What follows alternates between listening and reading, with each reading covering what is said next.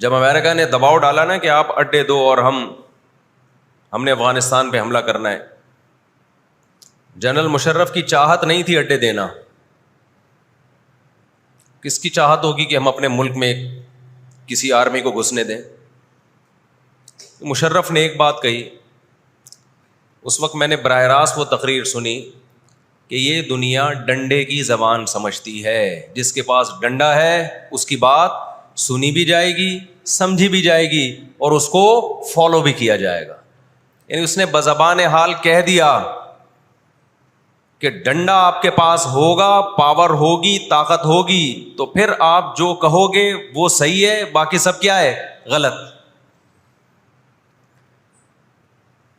آج دنیا نے ڈنڈے کے زور سے منوا لیا ہے دنیا سے کہ جس کو ہم صحیح کہہ رہے ہیں وہ صحیح ہے، دلائل کی دنیا میں جانے کی ضرورت نہیں ہے. اس وقت دنیا میں دو بڑی طاقتیں ہیں جو اس وقت تیسری ورلڈ وار کی طرف دنیا کو لے کے جا رہی ہیں. آپ کو پتہ ہے پہلی جنگ عظیم میں کتنے لوگ ہلاک ہوئے، دوسری جنگ عظیم میں کتنے لوگ ہلاک ہوئے، اور اب جب تیسری جنگ عظیم ہوگی تو ہلاکتوں کا جو ریشو ہوگا، میں سمجھتا ہوں آدم علیہ السلام کے زمانے سے لے کر اب تک دنیا میں جتنی ہلاکتیں ہوئی ہیں وہ ایک طرف ترازو کے ایک پلڑے میں رکھتے ہیں آپ، اور یہ تیسری جنگ عظیم جو اسرائیل کی وجہ سے ہونے جا رہی ہے اس میں جو ہلاکتیں ہوں گی وہ تمام ریکارڈ توڑ دیں گی، اور اس کا ذمہ دار برطانیہ، امریکہ اور اسرائیل ہوگا، جو دنیا میں سب سے زیادہ تہذیب کے ٹھیکے دار سمجھے جاتے ہیں. اس لیے میرے سامنے یہ نہ کیا کرو گورے کے اخلاق بہت اچھے ہوتے ہیں، تھینک یو سے بات شروع کرتا ہے، تھینک یو پہ ختم کرتا ہے. یہ ان کا تھینک یو قیامت کے دن ان کو خدا کے عذاب سے نہیں بچائے گا. ہمارا وہ شخص جو گالی سے بات شروع کر کے گالی پہ ختم کرتا ہے، خدا کی قسم ان سے اچھا ہے. وہ دنیا میں وہ ظلم اور بربریت نہیں کرتا جو یہ لوگ کر رہے ہیں. بہت آج نا ایٹیٹیوڈ، ان کے اخلاق، ان کی سڑکیں، ان کے روڈ. او بھائی دنیا کا خون چوس رہے ہیں یہ. اس اخلاق کا کیا کر رہے ہیں آپ نے؟ عراق میں جو بھوک سے بچوں کو مارا ہے وہ کس نے مارا ہے؟ مسلمانوں نے مارا ہے یا ان 27 اتحادیوں نے مارا ہے؟ وہ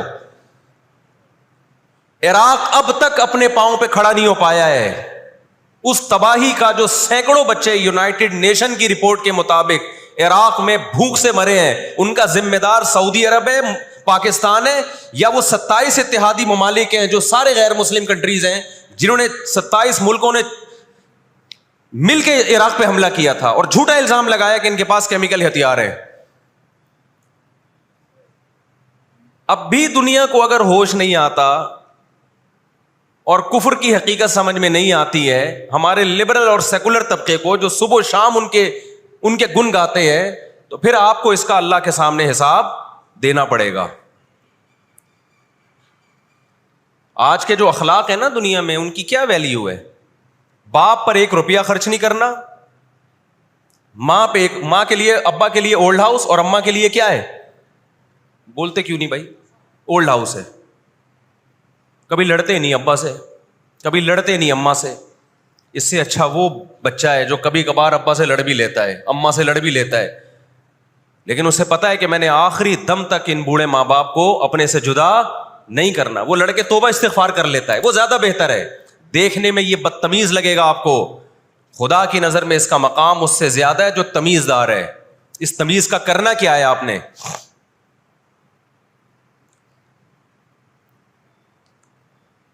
کہاں گئی وہ عالمی طاقتیں؟ کہاں گئے وہ تہذیب کے ٹھیکیدار جو ہمیں تہذیب سکھاتے ہیں؟ ساری دنیا ایک بات جانتی ہے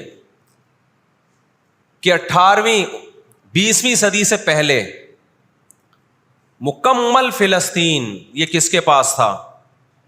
بولو بھائی. یہ عربوں کے پاس تھا، مسلمانوں کے پاس تھا، ایک عرب کنٹری تھا. کون سے لا اور کون سے قانون کے تحت اس کو یہودیوں کے حوالے کیا گیا؟ زیادہ لمبی بحث نہ کیا کریں، اسے کہیں ماضی کی طرف جاؤ. کون سے قانون کے تحت اس میں یہودیوں کو لا کے زبردستی بسایا گیا ہے؟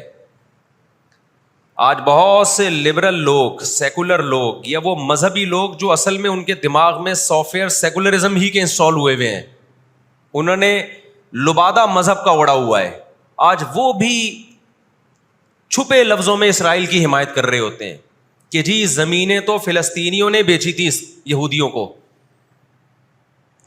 آپ اگر اپنے ملک میں کسی کو زمین خریدنے دیتے ہو تو کیا اس کا یہ مطلب ہوتا ہے کہ کل وہ آپ کا باپ بن جائے؟ دنیا میں کسی کنٹری میں یہ لا ہے کیا؟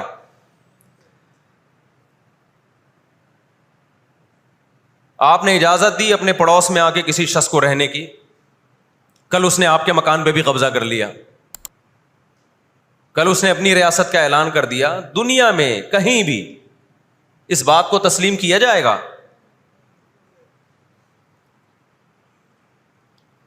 دنیا میں 2 بڑی جنگیں ہو چکی ہیں، ان دونوں بڑی جنگوں میں کہیں بھی کسی مسلمان کا نام بولو نہیں آئے گا، کہیں بھی نہیں آئے گا کہ یہ کسی فلاں مسلم کی وجہ سے ہوئی ہے یہ جنگ. اور اب تیسری جنگ عظیم کی طرح، اور یہ جنگ ہوگی، یہ ذہن میں رکھیں، کیونکہ فلسطینی کسی قیمت پہ بھی یہودیوں کا تسلط فلسطین میں برداشت نہیں کریں گے. They fight to die. وہ لڑ کس کے لیے رہے ہیں بھائی؟ بولو موت کے لیے. جو موت کے لیے لڑتا ہے اس کو تو زمین چاہیے ہی نہیں، اس کو اپنا فرض ادا کرنا ہے. بھائی نہیں ہو سکتا، یہ نہیں ہو سکتا. اگر آپ فلسطینیوں کو دبانے کی کوشش کرو گے کہ جنگ کے زور سے ہم ان کو دبا کے ان پہ تسلط قائم کر لیں، تو 60-70 سال سے زیادہ عرصہ ہو گیا جنگ کے ذریعے ان پہ کنٹرول کرنے کی. اب تک کنٹرول، یہ 60 سال کا عرصہ بہت ہوتا ہے. اور اس میں آپ یہ نہ دیکھیں کہ چند یہودی تھے، چند ہزار یا چند لاکھ. اس کے پیچھے بہت بڑی طاقت جس کو امریکہ کہا جاتا ہے، اس طاقت کا بھرپور استعمال، اس کی مکمل سپورٹ کے بغیر کے باوجود بھی اب تک فلسطین پر مکمل کنٹرول نہیں ہوا ہے. انہیں کیا مل رہا ہے ان فلسطینیوں کو بھائی؟ آج وہ اسرائیل کے سامنے ہتھیار ڈال دیں، اسرائیل ان کو نیشنلٹی بھی دے گا، اسرائیل وہ لگژری لائف ان کو دے گا جس کا میں اور آپ تصور بھی نہیں کر سکتے. وہ لگژری لائف دے گا ان کو، لیکن وہ کسی قیمت پہ بھی آمادہ نہیں ہوں گے.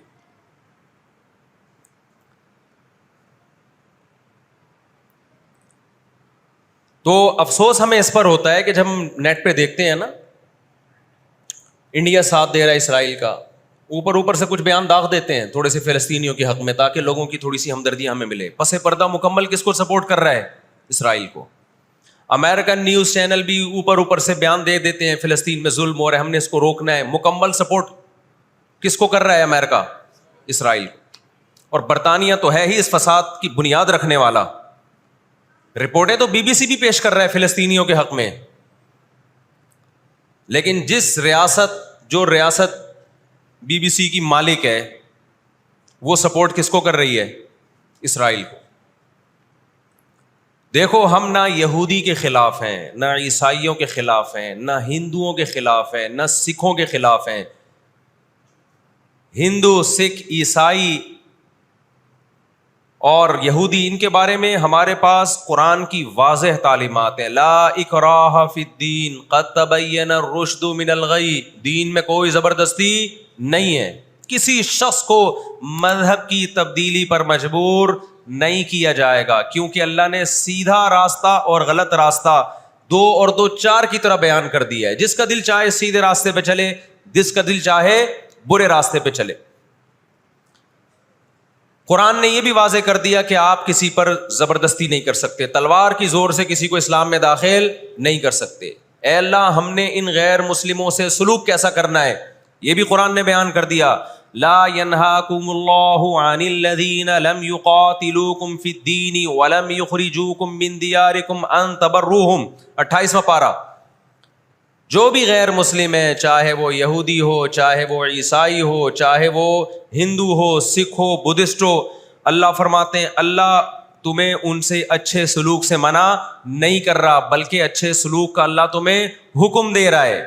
ہمارے نبی صلی اللہ علیہ وسلم جب کوئی یہودی بیمار ہوتا اس کی بھی عیادت کے لیے اسی طرح جایا کرتے تھے جیسے کسی مسلمان کی عیادت کے لیے جاتے۔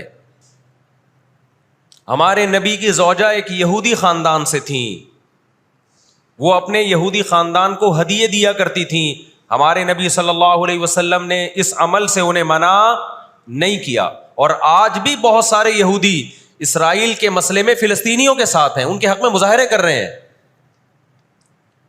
ہماری دشمنی یہودیوں سے نہیں ہے، عیسائیوں سے نہیں ہے، ہماری دشمنی ان یہودیوں سے ہے جو اسرائیل کو سپورٹ کر رہے ہیں۔ آپ اگر قرآن اٹھا کے دیکھیں،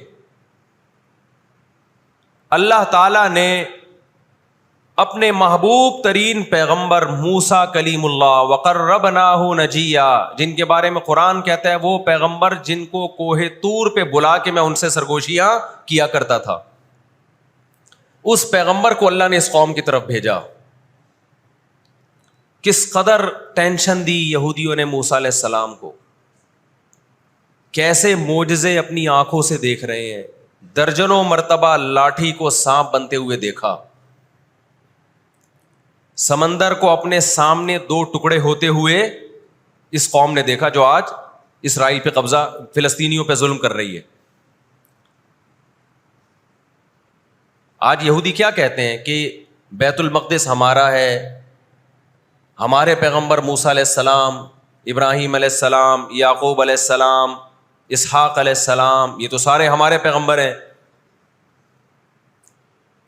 یہ سارے ہمارے پیغمبر ہیں، تو یہ ہمارا قبلہ ہے۔ یہ قرآن کیا کہتا ہے؟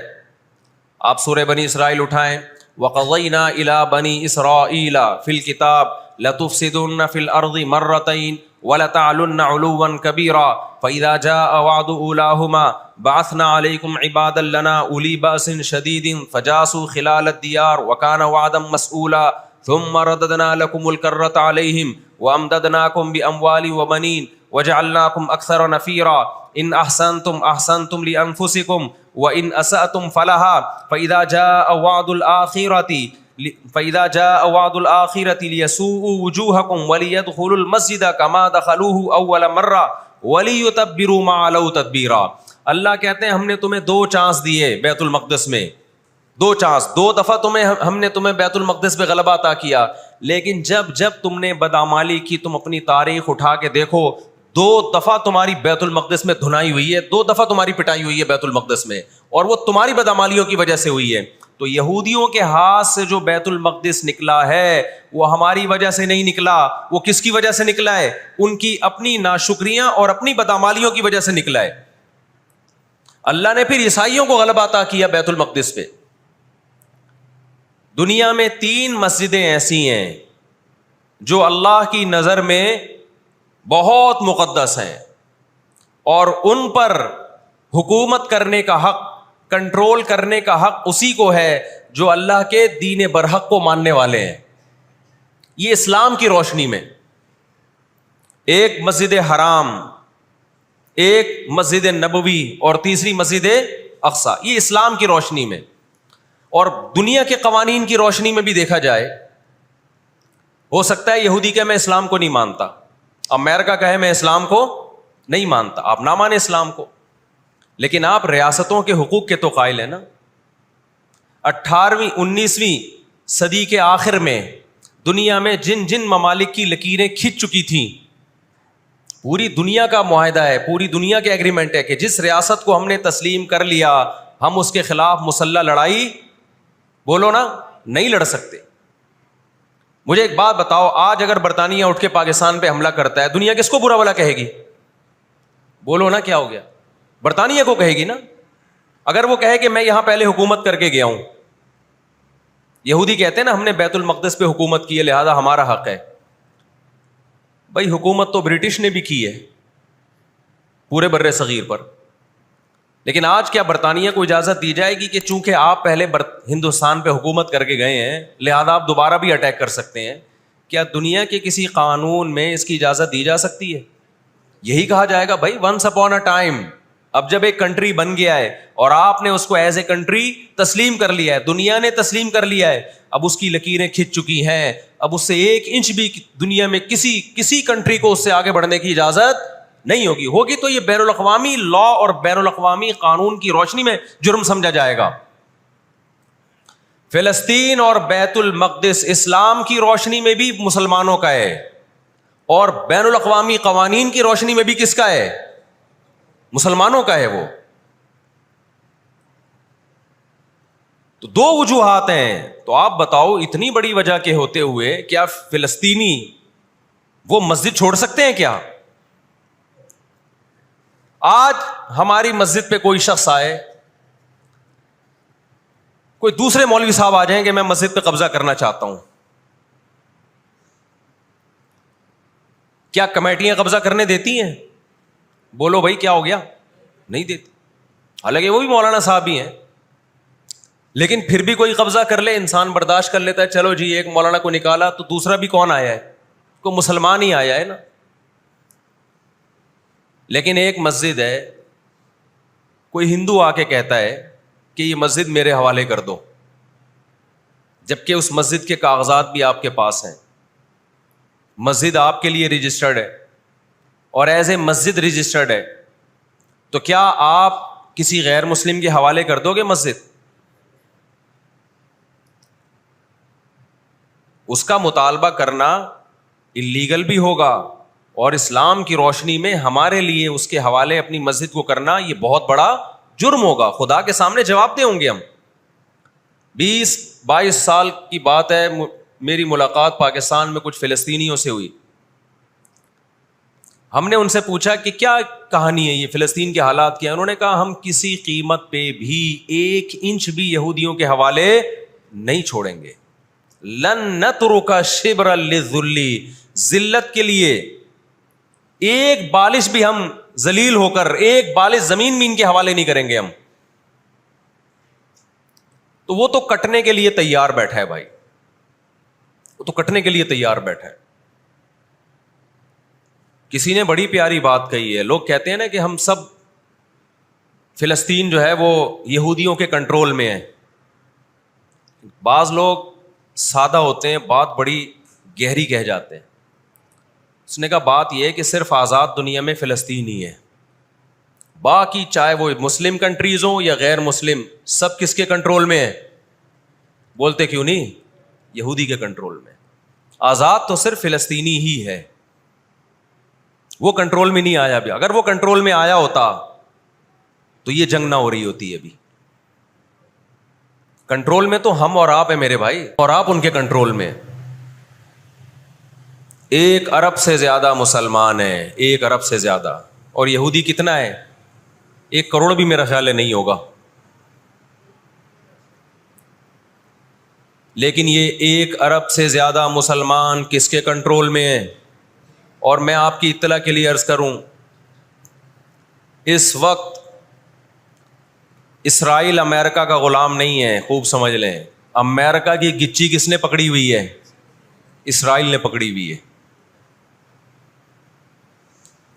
انڈیا, اسرائیل انڈیا کا غلام نہیں ہے. انڈیا کی گچی پکڑی ہوئی ہے کس نے؟ گچی سمجھتے ہو؟ گچی یہاں سے پکڑ کے نا بندہ ہل نہ سکے. چھوٹا سا ملک ہے, سازشوں کی وجہ سے, طاقت کی وجہ سے نہیں, مکاریوں اور سازشوں کی وجہ سے دنیا کو کنٹرول میں کیا ہوا ہے. سازشیں کسے کہتے ہیں؟ ایک بہت طاقتور آدمی جو آپ کے کنٹرول میں نہ ہو, آپ اس کے کسی راز پہ مطلع ہو جائیں, اسے کسی برائی میں ڈالیں اور خفیہ ویڈیو بنا لیں آپ, اور بولیں جو میں کہہ رہا ہوں کرتا رہے ورنہ یہ ویڈیو لیک کر دوں گا. وہ انتہائی پاورفل آدمی بھی کنٹرول میں کس کے آ جائے گا؟ ایک انتہائی کمزور آدمی کے کنٹرول میں.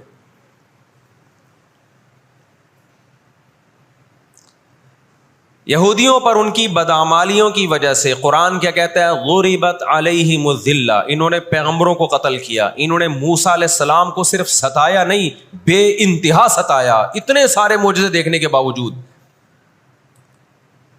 انہوں نے عیسیٰ ابن مریم کو اللہ کا بیٹا کہا, عیسیٰ ابن مریم کو معاذ اللہ ولد الزنا کہا. حالانکہ ان کی اپنی کتابوں میں آج تک عیسیٰ ابن مریم کی گواہی، ان کے نبوت کے علامات موجود ہیں۔ آپ کو پتہ ہے یہودی مدینہ میں کیوں آباد ہوئے؟ آخری نبی کے انتظار کے لیے، ورنہ مدینہ اور یہودیوں کا آپس میں کوئی لنک بنتا نہیں ہے۔ یہ لوگ جایا کرتے تھے سفر کر کے، راستے میں مدینہ کا نخلستان تھا۔ تاریخ کی کتابوں میں لکھا ہے کہ انہوں نے دیکھا کہ آخری نبی محمد صلی اللہ علیہ وسلم جس علاقے میں آئیں گے، نبوت کا اعلان کریں گے، وہ اس تمام علامات اس علاقے میں پائی جاتی ہیں۔ لیکن نبی صلی اللہ علیہ وسلم کے دنیا میں آنے کے بعد جیسے انہوں نے اپنی کتابوں میں عیسیٰ ابن مریم کا تذکرہ ہونے کے باوجود ان کا انکار کیا حسد اور جیلیسی کی وجہ سے، اسی طرح انہوں نے محمد صلی اللہ علیہ وسلم کی نبوت کا انکار کیا۔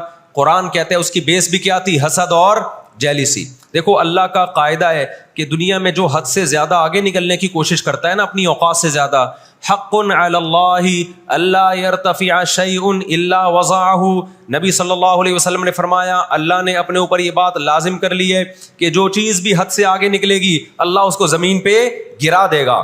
آج بھی آپ نے دیکھا ہوگا نا، بہت سے لوگ ہر وقت میں کرتے کرتے تکبر سے دماغ خراب ہونے لگتا ہے۔ اللہ کی قدرت حرکت میں آتی اور اللہ ایک ہی دفعہ میں نیچے پٹکتے ہیں اس کو۔ نبی صلی اللہ علیہ وسلم نے فرمایا اللہ تعالیٰ کہتے ہیں الکبریاء ردائی، تکبر میری چادر ہے، جو مجھ سے اس چادر میں شرکت کی اور الجھنے کی کوشش کرے گا میں اس کو رسوا کر دوں گا۔ یہی 100% یہ معاملہ اللہ نے یہودیوں کے ساتھ کیا ہے۔ یہ لاڈلی قوم تھی، اللہ نے ان میں بہت سارے پیغمبر بھیجے، موسیٰ کلیم اللہ بھیجے جنہوں نے ان کو فرعون کے تسلط سے آزاد کرایا۔ اتنے سارے معجزے دیکھنے کے بعد جب ان کو حکم ہوا اللہ کی راہ میں جہاد کرو تو انہوں نے کیا کہا؟ اذهب انت وربك فقاتلا انا هاهنا قاعدون، اے موسیٰ تو اور تیرا رب جا کے لڑ، ہم یہیں بیٹھ کے تماشا دیکھ رہے ہیں۔ اللہ نے کیا کیا ہے؟ ابراہیم علیہ السلام کے جو دو بیٹے تھے نا، ایک اسماعیل اور ایک اسحاق، تو اللہ نے نبوت کہاں شفٹ کر دی؟ اسماعیل علیہ السلام کی اولاد میں،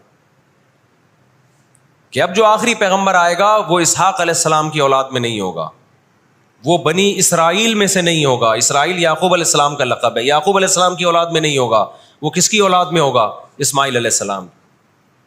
ان کے اندر دو بیماریاں، ایک حسد کہ فلاں کو نعمت کیوں مل رہی ہے، اور ایک دنیا سے محبت۔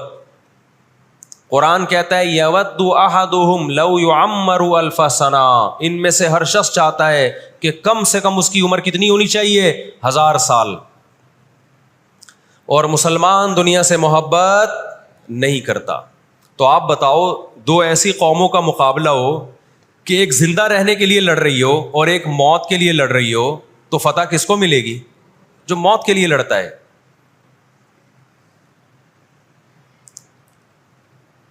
پہلے حضرت عیسیٰ علیہ السلام کا انکار کیا، اللہ نے عیسیٰ علیہ السلام کو ماں کی گود میں زبان دی کہ میں ولد الزنا نہیں ہوں۔ انہوں نے وہ معجزے اپنی آنکھوں سے دیکھے، مگر کیوں نہیں مانا؟ اس لیے کہ اپنی چودراہٹ جا رہی تھی۔ جب مذہبی چودراہٹ انسان میں آتی ہے نا، وہ بہت خطرناک ہوتی ہے، کیونکہ مذہب میں عزت بہت ملتی ہے۔ ہم نے بڑے بڑے علماء سے سنا تبلیغ میں عالم کے لیے 1 سال رکھا ہوا ہے، غیر عالم کے لیے نہیں رکھا ہوا۔ میں جب اپنے شیخ سے بیعت ہوا تو مجھے انہوں نے بہت سارے معمولات بتا دیے کہ یہ ذکر اتنے لمبے چوڑے۔ میں حیران تھا کہ وہ فلاں بیعت ہو کر گیا ہے، اس کو تو کم معمولات بتائے، ہم تو مولانا ہیں۔ تو ہمارے شیخ نے کہا کہ عالم کے بگڑنے کا اندیشہ عامی آدمی کے بگڑنے سے بولو زیادہ ہے۔ عزت بھی ملتی ہے جب علم ہوتا ہے، شہرت بھی ملتی ہے۔ عزت، شہرت، دولت، یہ 3 چیزیں انسان کی کھوپڑی کو کیا کرتی ہیں؟ بولو خراب۔ تبھی تزکیہ نفس جو ہے نا، تزکیہ نفس، جس کے پاس بھی علم ہے، آج یوٹیوب پہ بہت سے اسکالرز ہیں، ادھر ادھر سے علم حاصل کر لیا، کسی بزرگ سے باقاعدہ تعلق قائم کر کے اپنا تزکیہ نہیں کروایا، تو وہی علم ان کا گمراہی کا پھیلانے کا ذریعہ بن جاتا ہے۔ قرآن کیا کہتا ہے؟ ان لوگوں میں انا پیدا ہو گئی، ہم نے ان کو علم، یہودیوں کو علم پر بھی دنیا میں دنیا کا علم بھی دیا، دین کا علم بھی دیا، اور داؤد اور سلیمان علیہ السلام کے ذریعے دنیا میں ان کی خلافتیں قائم ہوئیں، تو بجائے اللہ کے شکر گزار بننے کے تکبر سے کھوپڑی آؤٹ ہونا بولو شروع۔ اللہ سے کوئی نہیں لڑ سکتا۔ جب تکبر آئے گا آپ کے اندر، بجائے اس کے کہ آپ اللہ کا شکر ادا کرو، بہت بڑے حصے پر یہودیوں نے حکومت کی ہے،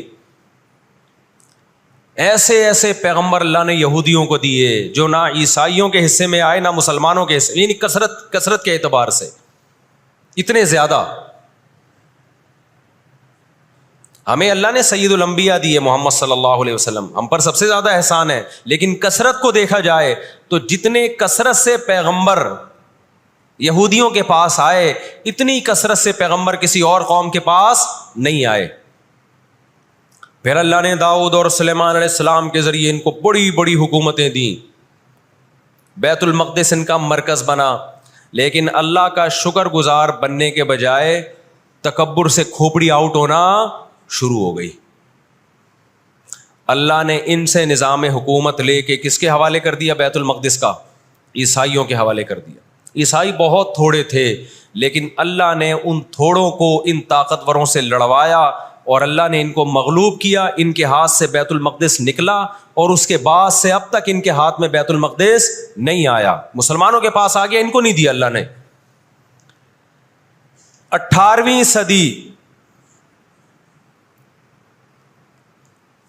صدی کے شروع میں، 17ویں صدی کے اینڈ میں، سن 1900 کی بات کر رہا ہوں میں، 1901 1902 کی، اس سے بھی کچھ ٹائم پہلے، یہ دنیا میں بکھرے ہوئے تھے، دنیا میں کسی کو ان سے دشمنی نہیں، لیکن دنیا میں جہاں بھی گئے کبھی ایسا نہیں ہوا کہ انہوں نے سازشیں ترک نہ کی ہوں۔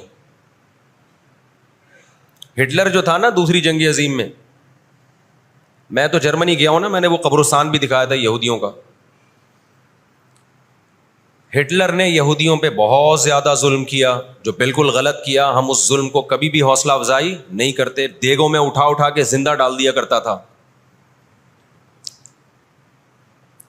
ہم اس عمل میں ہٹلر کی بالکل بھی حوصلہ افزائی نہیں کرتے، اس عمل کو اپریشیٹ نہیں کرتے، لیکن اس نے ایک تاریخی الفاظ کہے تھے، اسے پتا تھا دنیا مجھے برا کہے گی بعد میں، کہ لاکھوں یہودی مار دیے میں نے۔ اس نے کہا میں چاہتا تھا سب کو قتل کر دیتا، ایک بھی زندہ نہ چھوڑتا، لیکن کچھ میں زندہ چھوڑ کے جا رہا ہوں،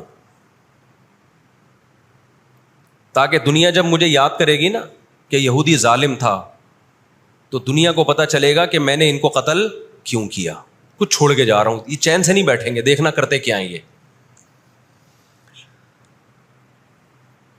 آج ہٹلر زندہ ہوتا، ہٹلر اگر آج زندہ ہوتا، دنیا کہتی کہ تو بندہ ٹھیک نہیں تھا لیکن بات ٹھیک کر کے گیا ہے۔ جیسے مشرف بندہ ٹھیک نہیں تھا لیکن بات، اس نے کہا نا دنیا کس کی زبان مانتی ہے؟ ڈنڈے کی، بات ٹھیک کر کے گیا ہے۔ اور میں آپ لوگوں کو بھی کہتا ہوں، آپ کا گھر بھی ایک چھوٹی سی ریاست ہے، گھر میں آپ کا روب ہوگا تو صحیح چلے گا گھر، روب نہیں ہے تو بھی دماغ سے نکال دو کہ میں محبت اور امن شانتی کے ساتھ گھر صحیح چلے گا۔ امن شانتی سے ہی چلتا ہے گھر، روب کا ہونا بھی کیا ہے، اس کے بغیر نہیں ہوتا گزارا۔ سمجھتے ہو کہ نہیں؟ تو اللہ نے آدمی کو آدمی اس لیے بنایا ہے کہ اس کا تھوڑا روب رہے گھر کے اندر، روب ختم تو گھر سے بڑی مصیبت پھر کوئی نہیں ہے۔ دنیا بھی اسی اصول پہ چلتی ہے۔ تو 17ویں صدی کے آخر میں ان کو خیال ہوا کہ ہم اتنے سکون سے بیٹھے ہوئے ہیں، اب تک دنیا میں کچھ الٹا پلٹا ہوا کیوں نہیں ہے؟ ان کو خیال ہوا یہودیوں کو۔ قرآن نے ان کے بارے میں کیا کہا؟ ضربت علیہم الذلہ، ہم نے ان پر ذلت کو دے مارا ہے۔ آپ کو پتا ہے کہ یہود کا لفظ اتنی بڑی گالی دنیا کے لیے بن گیا تھا۔ ایران میں بہت زیادہ یہودی ہیں، پتا ہے آپ کو؟ اسرائیل کے بعد سب سے زیادہ یہودی ایران میں ہیں، لیکن انہوں نے اپنا نام ایران میں یہود نہیں رجسٹرڈ کروایا، کلیمی رجسٹرڈ کروایا ہوا ہے، موسیٰ کلیم اللہ کی نسبت۔ کیوں؟ ان کو پتا ہے کہ یہود کا لفظ دنیا میں کیا بن چکا ہے؟ گالی۔ شرم آئے گی کسی کو بتاتے ہوئے کہ میں یہودی ہوں۔ اس لیے ایران میں انہوں نے اپنے آپ کو رجسٹرڈ کس نام سے کروایا ہے؟ کلیمی کہتے ہیں ان کو. میں مانتا ہوں سارے یہودی ایسے نہیں ہوتے, میں نے پہلے وضاحت کر دی, ہمیں یہودیوں سے دشمنی نہیں ہے, کیونکہ قرآن جہاں یہودیوں کی برائی بیان کرتا ہے وہاں قرآن یہ بھی کہتا ہے لیسوا سواء, سارے ایک جیسے نہیں ہیں. قرآن اعتدال سے بات کرتا ہے, سارے ایک جیسے نہیں ہیں, لیکن جتنا شر اور فساد اس قوم میں ہے قرآن کہتا ہے کہ اتنا دنیا میں کسی اور قوم میں نہیں ہے. لَتَجِدَنَّ أَشَدَّ النَّاسِ عَدَاوَةً لِلَّذِينَ آمَنُوا الْيَهُودَ, اللہ کہتے ہیں تم مسلمانوں کا سب سے بڑا دشمن, دنیا کی جتنی قومیں ہیں ان میں سب سے بڑا دشمن کس کو پاؤ گے؟ یہود کو پاؤ گے. اس کے بعد مشرکین کو پاؤ گے, اور اسلام کے سب سے زیادہ قریب تم کس کو پاؤ گے؟ نصارہ کو, عیسائیوں کو پاؤ گے.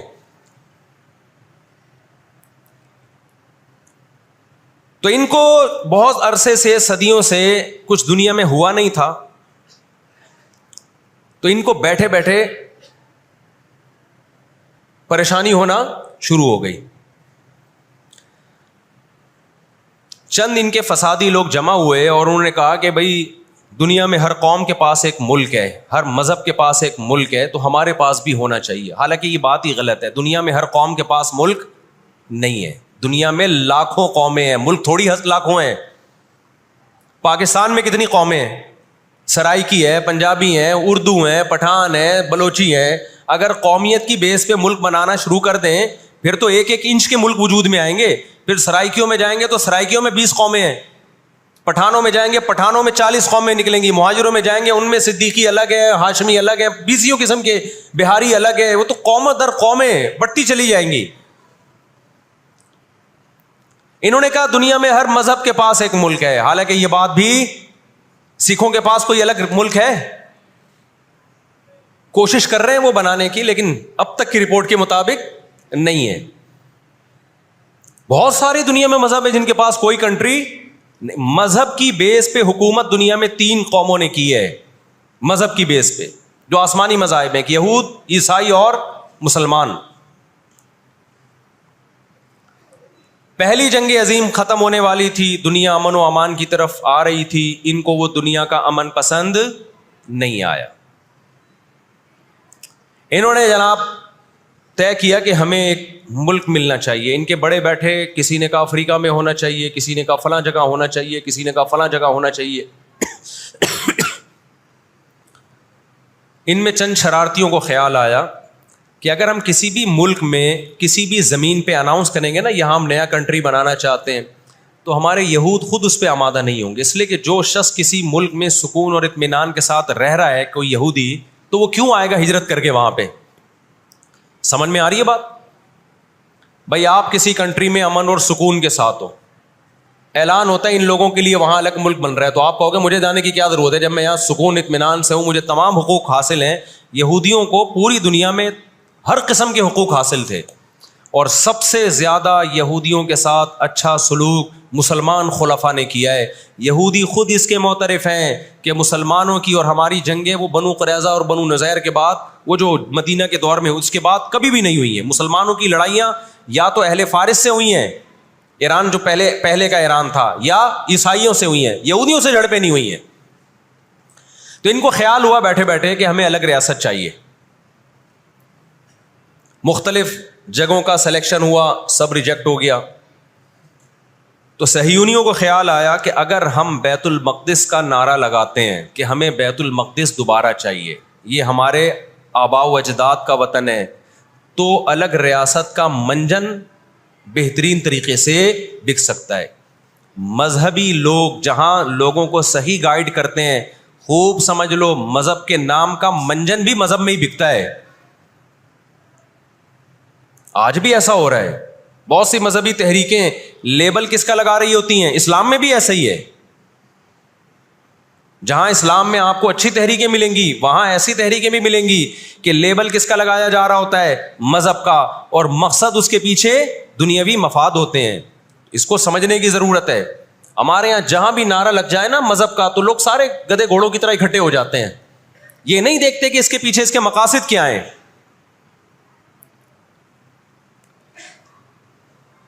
تو نعرہ یہ لگایا گیا, اللہ کرے میں جلدی سے مختصر ہسٹری سمیٹ دوں پھر آپ کے سامنے بات رکھوں. نعرہ یہ لگایا گیا کہ چونکہ بیت المقدس ہمارا تھا, یعقوب علیہ السلام, یوسف علیہ السلام, موسیٰ علیہ السلام اور جتنے پیغمبر گزرے, یحییٰ علیہ السلام, زکریا علیہ السلام, ان سب کا مرکز کون سی جگہ ہے؟ ارض مقدس فلسطین. تو فلسطین کے نام پہ پوری دنیا سے یہودیوں کو فلسطین میں جمع کرنا ہمارے لیے پاسبل ہے.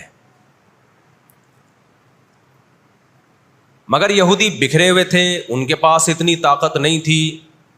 2 سازشیں انہوں نے کی ہیں. نمبر 1, تجارت اپنے کنٹرول میں لو.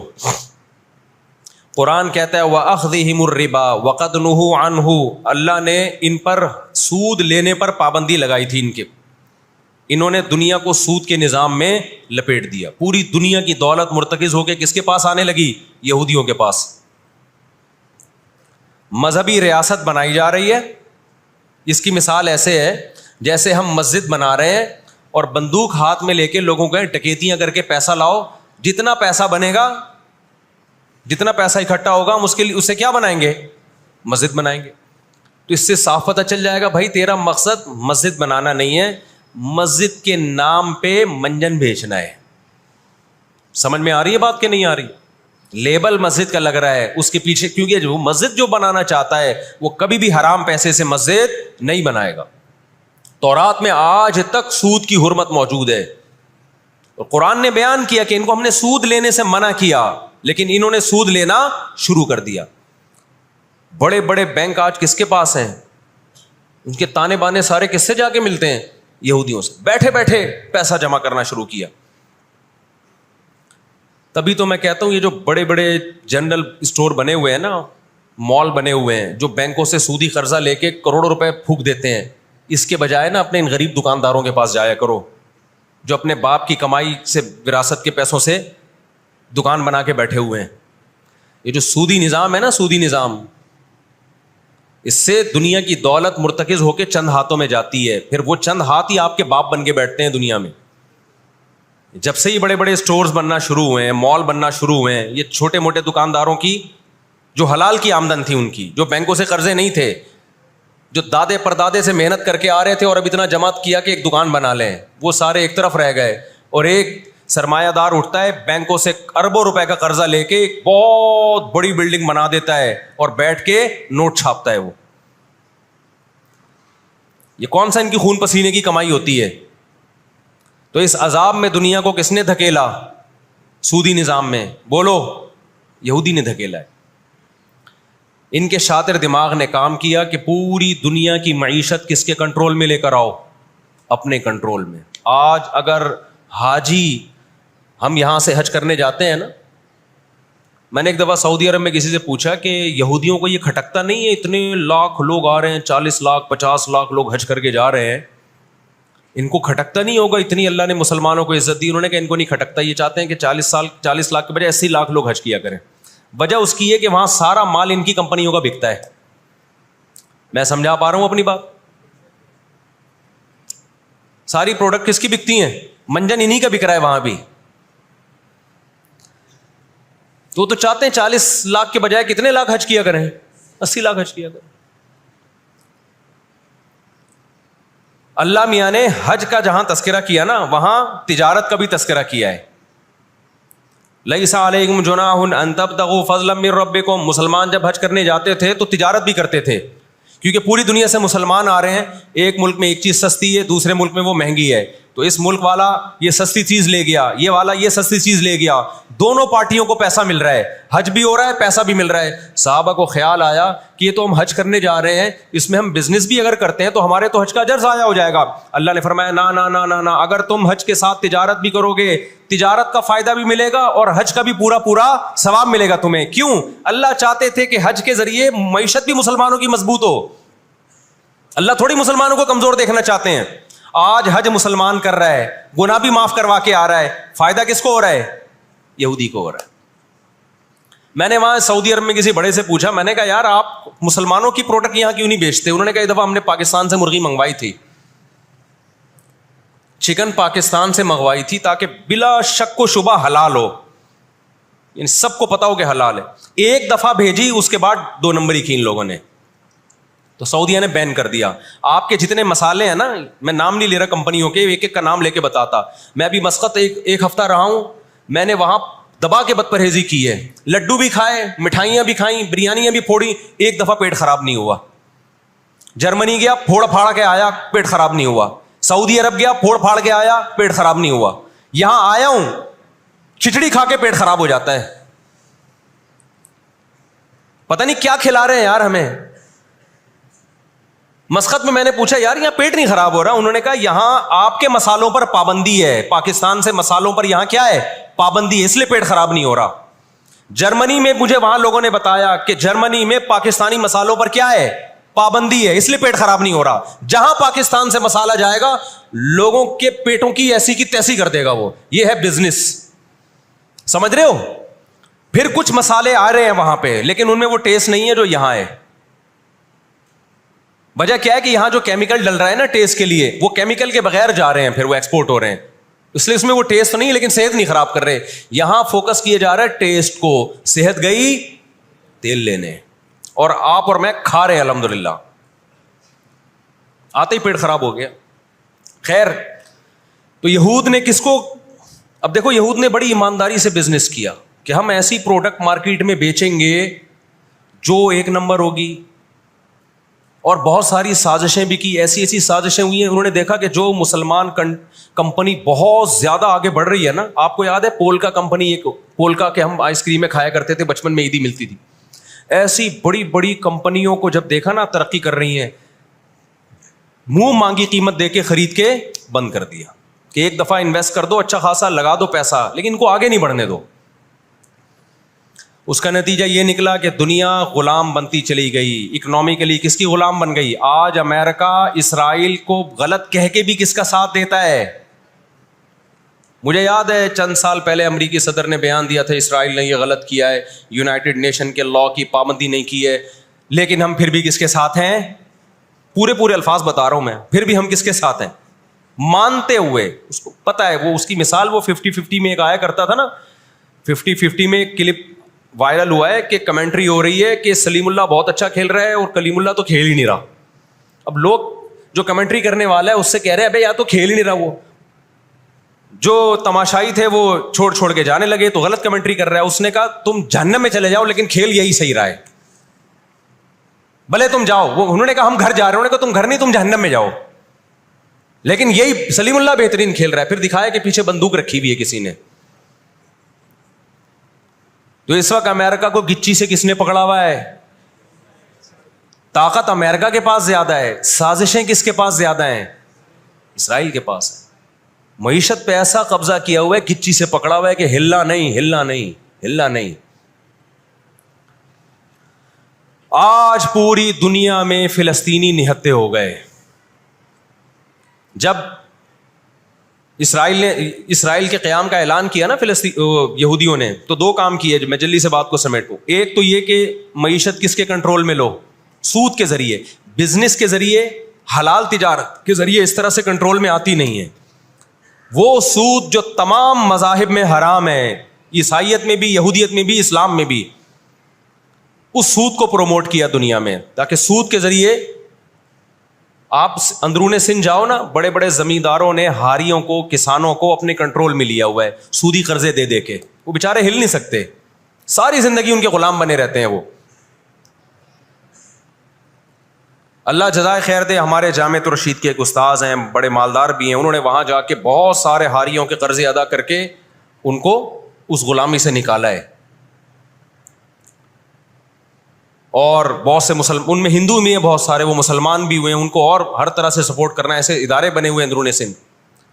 تو ایک کام تو یہ کیا کہ معیشت اپنے کنٹرول میں. دوسرا کام کیا کہ ان کو پتا تھا کہ جب تک بڑی طاقتیں ہمارے ساتھ نہیں ہوں گی اس وقت تک ہم اسرائیل کا قیام وجود میں نہیں لا سکتے. اس کے لیے سب سے زیادہ اسلام دشمنی میں برطانیہ کے ساتھ ایگریمنٹ ہوا. اور آپ حیران ہوں گے, برطانیہ کی اسمبلی میں جب یہ قانون پاس ہوا, قرارداد پاس ہوئی ہے کہ ہم نے فلسطینیوں کو, اسرائیلیوں کو, یہودیوں کو فلسطین میں جا کے آباد کرنا ہے, تو آپ حیران ہوں گے کہ اس میں اس کی سب سے زیادہ مخالفت اسمبلی میں موجود ایک شخص نے کی جو یہودی تھا. اس نے ایک آواز اٹھائی کہ اگر ہم نے ایسا کیا تو اب تک 1000 سال سے زیادہ عرصہ ہو گیا ہماری مسلمانوں سے کبھی لڑائی نہیں ہوئی ہے. اگر ہم نے ایسا کیا تو پوری مسلم دنیا ہمارے اگینسٹ ہو جائے گی اور دنیا ایک نہ ختم ہونے والی جنگ میں آپ دنیا کو جھونک دو گے. وہ یہودی تھا, اس نے اس پالیسی کے خلاف آواز اٹھائی. مگر برطانیہ کو اس سے کوئی سروکار نہیں تھا. اس کا کیا جا رہا ہے بھائی اس میں نے بتایا نا, یہ دنیا کے بڑے بڑے جو تہذیب سکھاتے ہیں نا ہمیں, ان کی تہذیب بس یہی ہوتی ہے کہ روڈ ایسے پار کرنا ہے آپ نے, اور لال بتی پہ آپ نے رک جانا ہے, ٹیکس آپ نے ٹائم پہ ادا کرنا ہے. یہ چھوٹی موٹی, ایک مسجد سے چپل چرانے والا چور ہوتا ہے نا, پٹتا وہی ہے. کبھی بڑے اسمگلر کو دیکھا آپ نے؟ کیا ہو گیا بھائی, گھنٹی بجا کے بھاگنے والا بچہ پکڑا بھی جاتا ہے, پٹتا بھی ہے. مسجد سے چپل چرانے والا پٹتا بھی ہے. لیکن کچھ چور ایسے ہوتے ہیں 3 پیس سوٹ اور ٹائی میں, بڑا زبردست بریف کیس ان کے پاس, اس میں پورا اسمگلنگ کا پیسہ ہوتا ہے. ٹھیک, لاکھوں لوگوں کی جان اس میں خون بہا ہوتا ہے, اس کا پیسہ ہوتا ہے, عزتوں کے سودے ہوتے ہیں. تو یہ بڑی بڑی طاقتیں اس طرح کرتی ہیں.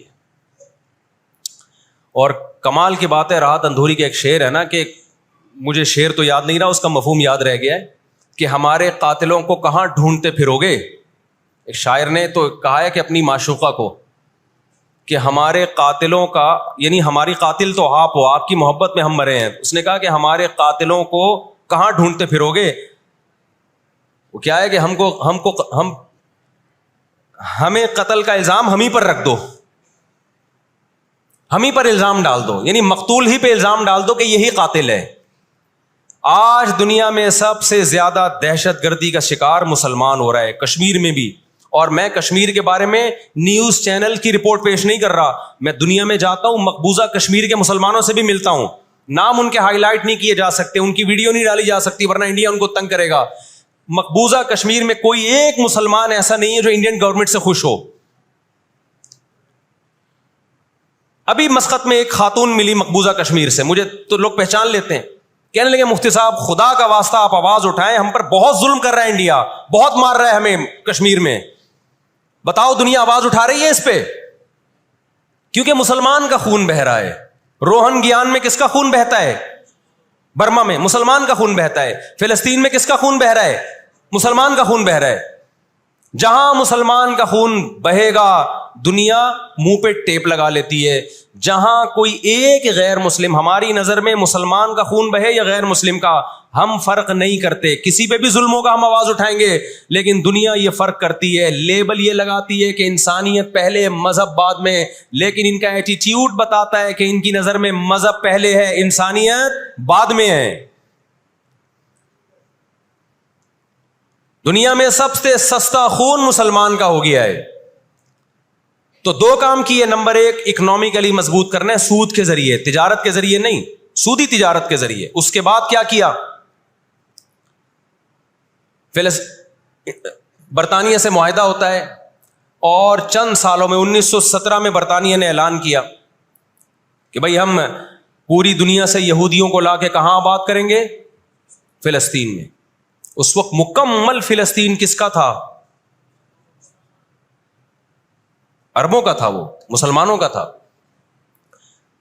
چند سال میں 33% یہودی اسرائیل میں آ کے, فلسطین میں آ کے آباد ہو گئے, اور وہ وہاں گڑبڑ شروع کر دی انہوں نے. نہتے فلسطینیوں کو مارنا, قتل کرنا, ان کی زمینوں پہ قبضہ کرنا. فلسطینیوں نے آواز اٹھائی, غیرت مند لوگ ہیں وہ, انہوں نے کہا لن نترک شبرا للذل, ہم ایک بالش بھی نہیں دیں گے. جب تک سلطان عبد الحمید تھا نا, خلیفہ مسلمانوں کا, اس نے یہودیوں سے کہا تھا کہ شاپر میں مٹی اٹھا کے بھی لے جانے نہیں دوں گا فلسطین کی. سمجھتے ہو, دیکھو مسلم حکومت چاہے کیسی نالائق ہو, خلافت چاہے کیسی نالائق ہو, اس کا وجود نہ ہونے سے بہرحال بہتر ہے. آج لوگ کہتے ہیں ترک بدعتی تھے, ترک میں مزار تھے. میں مانتا ہوں یہ چیزیں غلط تھیں, لیکن اب مزار ختم ہو گئے, اس کے بجائے دوسری غلط چیزیں بہت ساری آ گئی ہیں. اور بہت ساری الٹی چیز. جب تک ایک ہماری ریاست تھی, ایک حکومت تھی, نہ بوسنیا کا مسئلہ کھڑا ہوا تھا اور نہ اسرائیل کا مسئلہ کھڑا ہوا تھا. تو 33% یہودی آ کے آباد ہوئے. 1945 میں جب پہلی جنگ عظیم کا خاتمہ, دوسری جنگ عظیم کا خاتمہ ہوا, برطانیہ کی ایسی کی تیسی ہو گئی تھی. قرآن کہتا ہے وَكَذَلِكَ نُوَلِّي بَعْضَ الظَّالِمِينَ بَعْضًا. یہ عجیب الفاظ ہیں قرآن کے. ہم بعض ظالموں کو بعض کے ذریعے پٹواتے ہیں. ہندوستان میں بہت سارے علماء کھڑے ہوئے انگریز کے خلاف, لیکن شکست ہوئی. اللہ نے پٹوایا کس سے؟ برطانیہ کو, ہٹلر کے ذریعے. ٹھیک ہے برطانیہ جنگ ہارا نہیں, لیکن اتنا کمزور ہو گیا جو اس نے 200 سال محنت کی تھی بر صغیر پہ کنٹرول کرنے کے لیے, اسے اندازہ ہو گیا کہ اب میں وہ کنٹرول برقرار نہیں رکھ سکتا. اور ہٹلر کے ایصال ثواب کے لیے بر صغیر کے مسلمانوں کو اور ہندوؤں کو آزادی ملی. کس سے؟ برٹش سے آزادی ملی.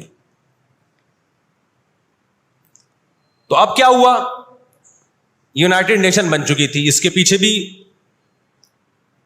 بہت بڑی سازش تھی. خیر, یونائٹڈ نیشن جب وجود میں آئی ہے تو برطانیہ تو پیچھے ہٹا, یونائٹڈ نیشن آ گئی. 1947 میں یونائٹڈ نیشن نے فلسطینیوں کی مرضی کے بالکل خلاف ایک کام کیا کہ بٹوارا کیا جائے, یہاں تک یہودیوں کا اور یہاں تک کس کا؟ فلسطینیوں کا. یہ پہلی غلطی تھی یونائٹڈ نیشن کی. جب عدالت انصاف نہیں کرتی نا تو پھر لوگ خود بخود غیر قانونی کاموں پہ آتے ہیں. عدالت جب اپنی ذمہ داری پوری کرتی ہے لوگ غلط چیز کی طرف نہیں جاتے. 1948 میں یا 49 میں, آج دنیا میں بہت سے لوگ کہتے ہیں یہ عرب کنٹریز کیوں نہیں کر رہے. بھائی عرب ممالک 3 بڑی جنگیں لڑ چکے ہیں. یہ جو لوگ الزام لگاتے ہیں نا کہ عرب چپ کر کے بیٹھے ہوئے ہیں, مصر کیوں نہیں کر رہا. مصر کی سرحد ملتی ہے اسرائیل سے, شام کی سرحد ملتی ہے, اردن اور لبنان کی سرحد ملتی ہے.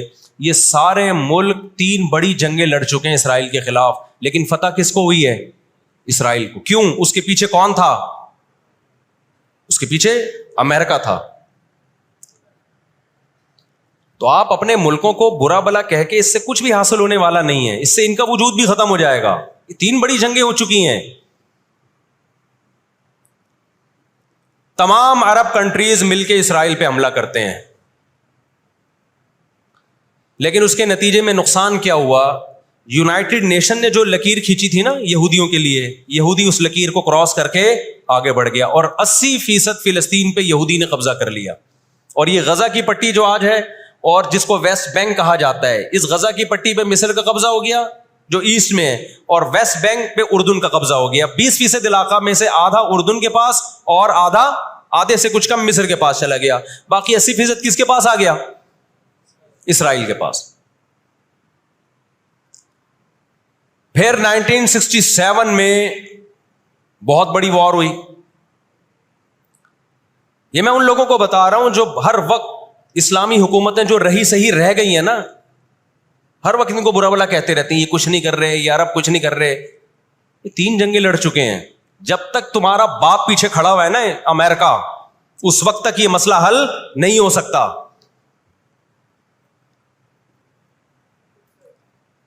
پیچھے وہ کھڑا ہوا ہے. اب کیا ہے کہ جی 1967 میں یہ تمام کنٹریز جو بھی اسرائیل کو گھیرے ہوئے ہیں یہ سب مل کے پلان بناتے ہیں, عرب متحد ہوتے ہیں کہ اسرائیل کو ایک ہی دفعہ میں صفحہ ہستی سے مٹانا ہے. اسرائیل کی خفیہ ایجنسیاں اتنی ہوشیار, اتنی متحرک کہ پہلے اطلاع مل جاتی ہے, اور مصر کے جہاز جو بمبارمنٹ کے لیے جانے تھے اسرائیل پہ حملہ کرنا تھا, وہ کھڑے کھڑے بہت سارے جہاز ایئرپورٹ پہ اسرائیل تباہ کر دیتا ہے. سمجھ میں آ رہی ہے کہ نہیں آ رہی ہے؟ وہ بہت بڑی پلاننگ سے آیا ہے بھائی. وَقَدْ مَكَرُوا مَكْرَهُمْ وَعِنْدَ اللَّهِ مَكْرُهُمْ وَإِنْ كَانَ مَكْرُهُمْ لِتَزُولَ مِنْهُ الْجِبَالُ. اللہ نے کہا یہ اسلام دشمن جب سازشیں کرتے ہیں, اتنی بڑی سازشیں ہوتی ہیں کہ پہاڑ اپنی جگہ سے ہل جائیں. یہ نا امیدی کی بات ہے, لیکن امید کی بات بھی ہے. اللہ کہتا ہے عند اللہ مکرہم, اللہ کو ان کی مکر اور تدبیر کا علم ہے. یہ مسلمانوں سے نہیں لڑ رہے, یہ کس سے لڑ رہے ہیں؟ اللہ سے لڑ رہے ہیں. تو خوشخبری کی باتیں بھی ہیں, وہ میں بتاؤں گا انشاءاللہ. ابھی تو عرب کو شکست ہوتی ہے اور نقصان کیا ہوتا ہے کہ الٹا عربوں کے علاقے اپنے ہاتھ سے نکل جاتے ہیں. مصر کا بہت بڑا علاقہ چلا گیا, غزہ بھی خالی ہو گیا, ویسٹ بینک بھی خالی ہو گیا, اور یہ سارے علاقے کس کے قبضے میں چلے گئے؟ یہود کے. شام کے علاقوں پہ بھی یہود کا قبضہ, مصر کے علاقوں پہ بھی. 1973 میں پھر عرب ممالک مل کے لڑتے ہیں اسرائیل کے خلاف تاکہ اپنے علاقوں کو خالی کرائیں ہم. اس میں بھی کیونکہ امریکہ بھرپور سپورٹ کر رہا تھا اسرائیل کو, دبا کے اسلحہ دے رہا تھا,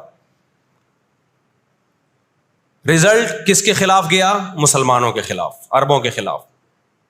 اور ان کو اندازہ ہو گیا کہ اس جنگ میں ہم اپنے علاقے خالی نہیں کروا سکتے. سعودی عرب میں اس دور میں غیرت مند بادشاہ تھے شاہ فیصل شہید رحمۃ اللہ علیہ, اللہ ان کی مغفرت کرے, ان کے درجات بلند کرے, بڑے مجاہد تھے. انہوں نے عرب ممالک کا اجلاس بلایا اور تیل کی سپلائی بند کر دی. سمجھتے ہیں بات کو کہ نہیں سمجھتے؟ جب تیل کی سپلائی بند ہوئی, اللہ تعالیٰ نے وسائل تو آج بھی مسلمانوں کو دیے ہیں, تیل کی سپلائی بند کی ہے تو اسرائیل گھٹنے ٹیکنے پر مجبور ہو گیا. پھر امریکہ بہادر بیچ میں آئے ایک بڑے بزرگ کا کردار ادا کرتے ہوئے کہ دیکھو لڑائی بھڑائی معاف کرو, اللہ کا گھر صاف کرو, بیٹھ کے مذاکرات کی میز پہ آ جاؤ. تو یہاں بھی مذاکرات کی میز کے پیچھے تیل کا ڈنڈا تھا, سمجھ رہے ہو؟ عربوں کے پاس جو تیل کی اللہ نے ان کو ایک طاقت دی ہے نا, وہ استعمال کی انہوں نے. لیکن لڑائی معاف کرنے میں بھی بہت سارے گیم کھیل گیا. وہ طے یہ ہوا کہ جی جو عربوں کے علاقوں پر اسرائیل نے قبضہ کیا ہے مصر اور شام پہ, وہ اسرائیل واپس کرے گا. ٹھیک ہے, ہم آپ کے علاقے واپس کر رہے ہیں, لیکن مصر کو اسرائیل کو تسلیم کرنا پڑے گا. یہ بہت بڑی مسٹیک ہوئی. کس سے؟ بولو, مصر سے. وہ اس پہ آمادہ ہو گئے, چلو ہمارے علاقے تو ہمیں واپس مل رہے ہیں. غزہ سے بھی مصر نے فوجیں ہٹا لیں, غزہ کا علاقہ بھی اسرائیل کے حوالے کر دیا. مصر کو یہ لگا کہ مرتا کیا نہ کرتا.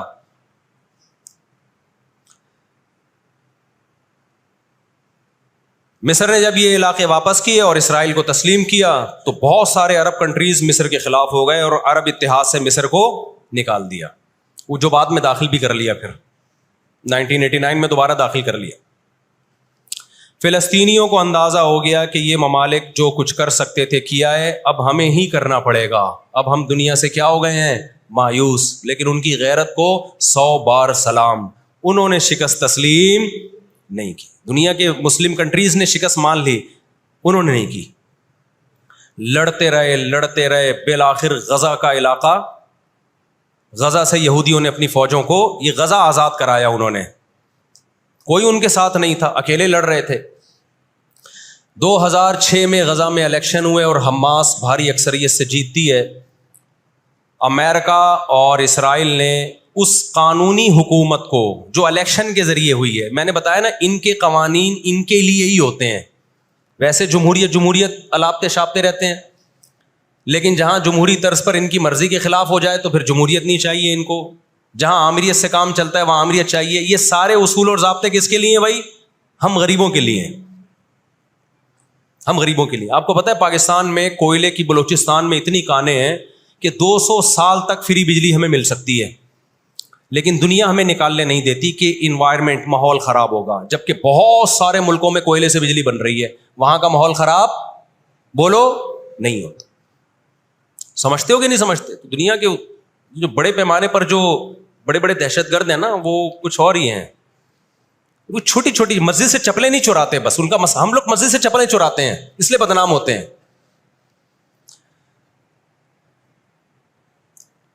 دو 2006 میں جب حماس بھاری اکثریت سے جیتی ہے تو امریکہ اور اسرائیل ان کی حکومت کو تسلیم کرنے سے بولو انکار کر دیتے. اچھا 1956 میں بھی لڑائی ہوئی ہے. آپ کو پتہ ہے وہ لڑائی کیسے ختم ہوئی؟ اسرائیل کو سپورٹ کیا برطانیہ اور فرانس نے. وہ پیچھے ہٹے رشیا کی دھمکی سے. روس کو اندازہ ہو گیا کہ یہ قبضہ کرتے چلے جا رہے ہیں اور ایک بہت بڑی پاور بن کے یورپ اور امریکہ اتحاد بن کے ہمارے سامنے آ جائیں گے تو ہماری پوزیشن خراب ہو جائے گی. روس کون سا کوئی اتنا نیک انسان ہے وہ؟ لیکن قرآن کہتا ہے نا نولی بعض الظالمین بعضا، ہم بعض ظالموں کو بعض ظالموں ہی کے ذریعے پٹواتے ہیں. محلے میں ایک دادا گھوم رہا ہوتا ہے بدماشی کرتا، کمزور پٹ رہے ہوتے ہیں، اللہ دوسرے دادا کو پیدا کر کے اس کو پٹواتے ہیں اس سے، اور پھر کہتے ہیں تجھے کسی اور سے پٹواؤں گا میں. روس نے کون سا اچھے افغانستان میں جو بربریت کی اس نے کس قانون کے تحت افغانستان میں گھسا تھا؟ وہاں بھی افغانی اس کے خلاف کھڑے ہوئے اور مار مار کے بھگایا اس کو. پھر جو آپ کے 40-42 ملک ابھی افغان طالبان کے ساتھ لڑ کے گئے ہیں، وہ کس قانون کے تحت آئے تھے بھائی؟ ایک شخص کو پکڑنے کے لیے، اسامہ بن لادن کو پکڑنے کے لیے آپ نے پوری ریاست کی ایسی کی تیسی کر دی. تو ان کے اپنے لیے اصول کچھ اور ہیں، ہمارے لیے اصول بولو کچھ اور ہیں. اس لیے انصاف اصل کب ہوگا میرے بھائی؟ آخرت میں. لیکن آپ کی اطلاع کے لیے آخرت سے پہلے دنیا میں بھی ایک دفعہ ہوگا، اور یہ ہمارے پیغمبر صلی اللہ علیہ وسلم کی بشارتیں ہیں. آج وہ فلسطینی نہتے ہو چکے ہیں، نہ مصر میں ان سے لڑنے کی طاقت ہے کیونکہ مصر 3 جنگیں لڑ کے ہار چکا ہے، نہ شام میں ان سے لڑنے کی، شام کے اندر تو خود ایسی سازشیں کی ہیں کہ اس کو کھوکھلا کر دیا. جو بھی طاقتور ملک تھے اسرائیل نے ان کو اپنے راستے سے پہلے ہی ہٹا دیا. اور یاد رکھو اسرائیل صرف فلسطین نہیں چاہتا ہے، یہ ہماری بھول ہے. اسرائیل گریٹ اسرائیل کا قائل ہے جس میں بہت بڑا خطہ ہے جس پہ وہ قبضہ کرنا چاہتا ہے. یہ یہاں رکے گا نہیں. اگر آج ہم غزہ کو اسرائیل کے حوالے کر دیں کہ چلو دنیا میں امن آ جائے گا، ایک حکومت ان کو دے دی جائے، چند لوگوں کو ہتھیار ڈلوا کے ان کو کنٹرول دے دیا جائے، تو یہ آپ کی بھول ہے. قرآن کہہ رہا ہے وَيَسْعَوْنَ فِي الْأَرْضِ فَسَادًا، ان کی فطرت میں ہے کہ یہ زمین میں ہمیشہ فساد مچاتے رہیں گے. جو بات ہٹلر نے کہی تھی وہ قرآن 1400 سال پہلے کہہ چکا تھا. ہٹلر نے قرآن میں دیکھ کے نہیں کہی ہے، ہٹلر نے تو مشاہدہ کر کے کہی تھی یہ بات.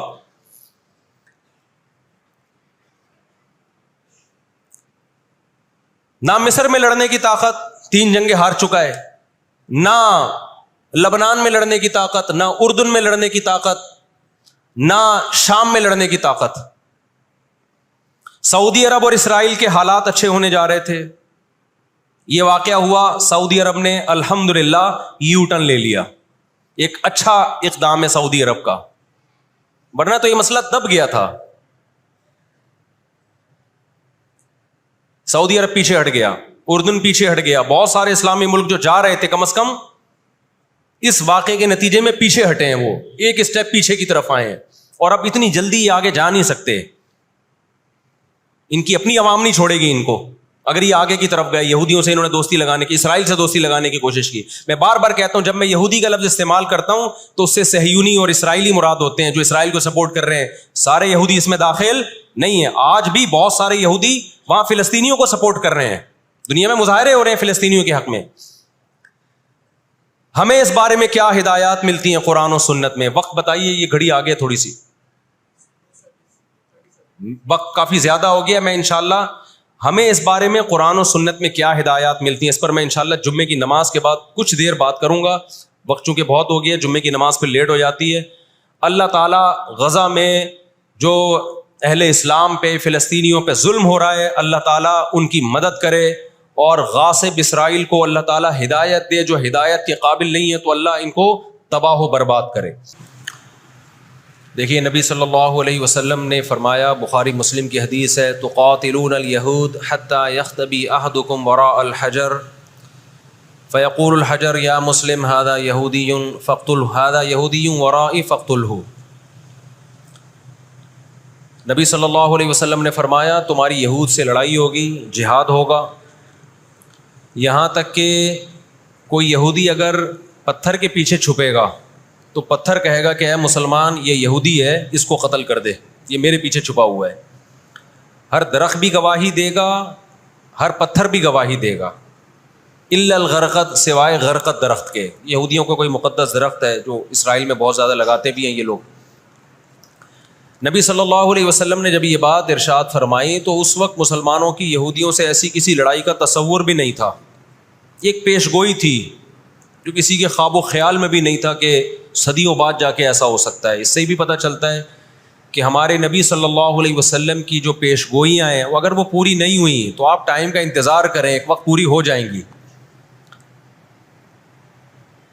1300 سال تک مسلمانوں کو اس حدیث کا مطلب سمجھ میں نہیں آیا۔ عملی دنیا میں ایمان تو تھا سب کا کہ اللہ کے نبی نے جو فرمایا برحق ہے، کیونکہ یہودیوں سے میں نے بتایا نا لڑائی ہوئی نہیں ہے۔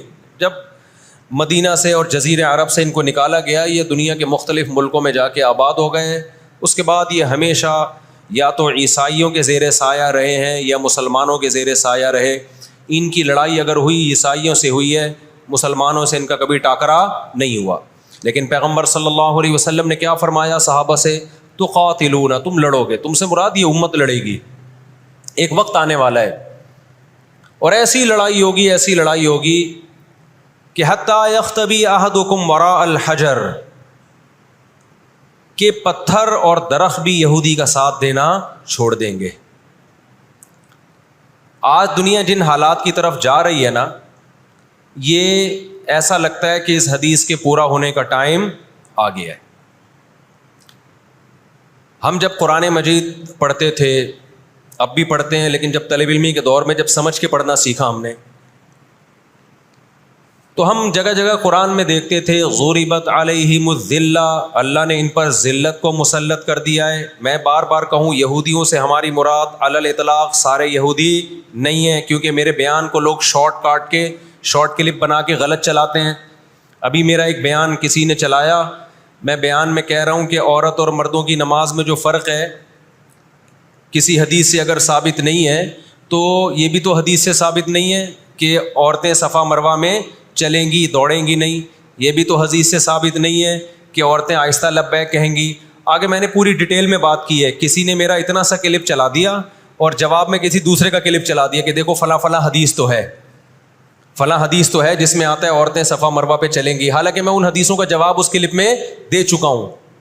نمبر 1 وہ مرفوع حدیثیں نہیں ہیں، نمبر 2 وہ صحیح روایتیں نہیں ہیں، من گڑت ہیں، یا تو بہت درجے کی ضعیف ہیں، اس قابل نہیں ہے کہ ان کو دلیل کے طور پہ پیش کیا جائے۔ لیکن شرارتی نے میرا آدھا کلپ چلایا اور دوسرے اسکالر کا میرے مقابلے میں لگا دیا۔ نیچے لوگ کہہ رہے ہیں مفتی کو حدیثوں کا نہیں پتہ اور ان صاحب کو حدیثوں کا پتہ ہے۔ تو آپ کر لیں جو مرضی کرنا ہے، قیامت میں اللہ حساب و کتاب لے لے گا۔ تو میرے کلپ لوگ ادھورے چلاتے ہیں۔ ہمیں اللہ کا شکر ہے، ان لوگ، ہم نہیں کہہ رہے ہم بہت بڑے فنٹر ہیں، یہ جو آج کل کے یوٹیوبرز آ رہے ہیں نا، جو نئے نئے اسکالرز آ رہے ہیں، ان سے قرآن کا بھی الحمدللہ زیادہ پتہ ہے، حدیثوں کا بھی ان سے الحمدللہ زیادہ پتہ ہے۔ ہم نے جن استاذوں سے حدیثیں پڑھی ہیں نا، ان کے 20-20 سال کے تجربے ہیں حدیث پڑھانے کے، اور وہ اردو میں نہیں پڑھاتے، وہ عربی میں پڑھتے ہیں، عربی میں پڑھاتے ہیں، اور اسماء الرجال کے بڑے بڑے علامے ہیں۔ سمجھتے ہو کہ نہیں سمجھتے؟ اور میں نے تو دور حدیث جو کیا ہے نا، دور حدیث ہم نے تو الگ ہی اسٹائل میں کیا ہے۔ ہم پر تو پابندی تھی کہ جب حدیث کا سبق ہوگا تو ہم نے خود عربی کتابیں دیکھ کر، عربی شروحات دیکھ کر لیکچر کو تیار کرنا ہے، سند بھی خود پڑھنی ہے، سند کی بحث بھی، اور پوری بحث بھی خود ہی تیار کرنی ہے۔ تو اس اسٹائل میں جب انسان حدیث پڑھتا ہے تو اس کی استعداد اور زیادہ بڑھ جاتی ہے۔ آج کل کے جو نئے نئے اسکالر آ رہے ہیں، ان سے کہو کہ بغیر زبر زیر پیش کے نا حدیث کی ایک سند پڑھ کے دکھا دیں، مفہوم تو اگلی چیز ہے۔ تبھی ہم کہتے ہیں سامنے بیٹھ کے جو مسائل حل ہوتے ہیں نا، وہ یوٹیوب پہ کلپ بازیوں سے نہیں ہوتے، ان سامنے بیٹھتے نہیں ہیں لوگ۔ میرے 3 دنیا میں مناظرے ہوئے ہیں، 3، اور تینوں میں الحمدللہ اللہ نے مجھے فتح دی ہے۔ ابھی چونکہ موضوع اسرائیل کا چل رہا ہے، یہ مناظروں کی بحث کرنا مناسب نہیں ہے، وہ میں پھر کسی اور وقت بتاؤں گا۔ لیکن مناظرے کچھ اصول اور ضابطے کے تحت ہوتے ہیں تو ہوگا، بغیر ضابطوں کے کوئی بھی آ کے بیٹھ کے مرغوں کی طرح لڑنا شروع کر دے، اس کو بحث مباحثہ نہیں کہتے، اس کو مرغوں کی لڑائی کہتے ہیں۔ تو مرغوں کی لڑائی میں ہم اپنے آپ کو نہیں دھکیلتے، ہم ٹرم اینڈ کنڈیشن فکس کر کے بات کرنے پر آمادہ ہوتے ہیں۔ سمجھتا ہے کہ نہیں سمجھتا؟ تو 3 ہوئے میرے، پھر کبھی بتاؤں گا انشاءاللہ۔ ابھی تو یہ اسرائیل کا ٹاپک زیادہ اہم ہے ان جھگڑوں سے جو آج کل کے اسکالرس کے چل رہے ہیں۔ تو بار بار میں کہتا ہوں، میرا کلپ ادھورا چلاتے ہیں نا تو کوئی یہودیوں کے خلاف نہ چلائے، سارے یہودی ایک جیسے نہیں ہیں۔ ہم اسرائیل کے اگینسٹ ہیں، تو ہماری جو لڑائی ہوگی اسرائیل سے ہوگی۔ حدیث میں جس یہودی سے لڑائی کا ذکر ہے، اس سے مراد بھی کون سے یہودی ہیں؟ یہ فتنہ پرست اور شر پسند یہودی ہیں جو اسرائیل پہ غاصبانہ قبضہ، فلسطین پہ جنہوں نے غاصبانہ قبضہ کیا ہوا ہے۔ سمجھتے ہو کہ نہیں سمجھتے؟ تو آپ صلی اللہ علیہ وسلم نے فرمایا کہ تقاتلون الیہود، تمہاری جنگ کس سے ہوگی؟ یہود سے ہوگی۔ دجال کس کا سپورٹر ہوگا؟ بولتے کیوں نہیں؟ ابھی تو دجال آیا نہیں ہے اور آپ نے بولنا چھوڑ دیا ہے. جب آئے گا تو پھر تو اچھوں کی بولتی بند ہو جائے گی. کس کا سپورٹر ہوگا وہ؟ ہاں میں عرض کر رہا تھا کہ ہم جب قرآن پڑھتے تھے ضربت علیہم الذلہ، قرآن کہتے ہیں ہم نے ذلت ان کے اوپر دے ماری ہے ان فسادوں کی وجہ سے جو یہ کرتے رہے ہیں دنیا میں، ان فسادات کی وجہ سے. ہم جب پڑھتے تھے ہم کہتے تھے اے اللہ آج تو یہودی ذلیل نہیں ہے. اسرائیل کتنا پاورفل ہے کہ گچی کس کی پکڑی ہوئی ہے اس نے؟ امریکہ کی. ہندوستان کو گچی سے پکڑا ہوا ہے. تو آج تو بڑی عزت ہے.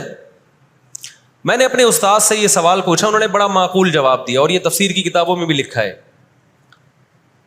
دیکھیں آپ یہودیوں کی ہسٹری اٹھا کے دیکھیں نا، ہمیشہ کوئی نہ کوئی ایسا ان پر مسلط ہوا ہے جنہوں نے ان کی شرارتوں کا مزہ ان کو دنیا میں چکھایا ہے. قرآن سے بھی یہ بات ثابت ہے کہ ان کو ان کی شرارتوں کا مزہ، عذاب جو ہے وہ دنیا میں ملتا رہے گا. میں بار بار کہتا ہوں ہٹلر نے بھی ان کو عذاب دیا ہے. ہٹلر سے پہلے بھی اسلامی نہیں بلکہ دنیا کی تاریخ میں بہت سے ہٹلر گزر چکے ہیں جنہوں نے ان کی شرارتوں کے ان کو دنیا میں سزا دی ہے. ہم پھر بھی بتائیں ہم ہٹلر کے حامی نہیں ہیں جو ظلم اس نے کیا، لیکن وہ بھی ان کی شرارتوں سے بیزار تھا. قرآن کہہ رہے ہم نے ان پر ذلت کو دے مارا ہے. دنیا میں بہت دفعہ رسوا ہوئے یہ. اب کیا ہے؟ یہ آخری ذلت ہے یہودیوں کی جو اب کس کے ہاتھوں ہونے والی ہے؟ فلسطینیوں کے ہاتھوں. آپ کو معلوم ہونا چاہیے جب دنیا میں کسی کو بہت زیادہ ذلیل کیا جاتا ہے نا تو پہلے اس کو عزت دی جاتی ہے. کسی کے گلے میں آپ جوتوں کا ہار پہنا دو، یہ بھی ایک ذلت ہے. اور ایک طریقہ یہ 3 پیس سوٹ ٹائی میں آپ اس کو صدارت کی کرسی پہ بٹھائیں اور پھر آپ اس کو جوتوں کا ہار پہنا دیں. بتاؤ کون سی بڑی ذلت ہے؟ یہ دوسری ذلت پہلی ذلت سے بڑی ہے. پوری دنیا میں مار کھانے کے بعد نا اپنی شرارتوں کی وجہ سے آج اللہ نے ان کو ایک تھوڑی سی حکومت دی ہے. ایک چھوٹا سا کنٹری. آپ اگر اسرائیل کو نقشے میں دیکھیں گے تو کراچی بھی بڑا ہے اسرائیل سے. اتنا چھوٹا ملک، اتنا چھوٹا ملک، اور تعداد بھی بہت تھوڑی. اللہ نے انہیں کچھ وقت پنپنے دیا ہے. اللہ نے کہا ٹھیک ہے تم دنیا تمہاری آخری شرارت دیکھ لے، اس کے بعد جو میری طرف سے تم پہ مار پڑنے والی ہے اس کے بعد قیامت تک تم دوبارہ اٹھنے کے قابل نہیں رہو گے. یہ آخری ذلت کا انتظام ہو رہا ہے یہود کا. اور جو فائنل میچ ہوتا ہے نا وہ شاندار ہی ہوتا ہے. کیا خیال ہے؟ سیمی فائنل میں اتنا لوگ دلچسپی سے نہیں دیکھتے، کوارٹر فائنل میں اتنا دلچسپی سے بولو نہیں دیکھتے جو فائنل میچ دیکھتے ہیں. اللہ نے ان کا ظلم پوری دنیا کے سامنے نمایاں، آج جو غزہ پہ جو کچھ ہو رہا ہے پوری دنیا کے سامنے اللہ نے دکھا دیا. ایک منٹ رکھیں اس کو. پوری دنیا کو دکھایا نا اللہ نے کیا کر رہے ہیں. یہ کس طرح سے اسرائیل میں لوگوں کو لا کے آباد کیا، فلسطین میں، پھر فلسطینیوں پہ اقوام متحدہ کی 60 سے زیادہ قراردادیں ہیں جس کی اسرائیل دھجیاں اڑا چکا ہے. 60 سے زیادہ قراردادیں، 60 سے زیادہ، جس کو اسرائیل نے ماننے سے انکار کیا ہے. یونائٹڈ نیشن کی بات کر رہا ہوں میں.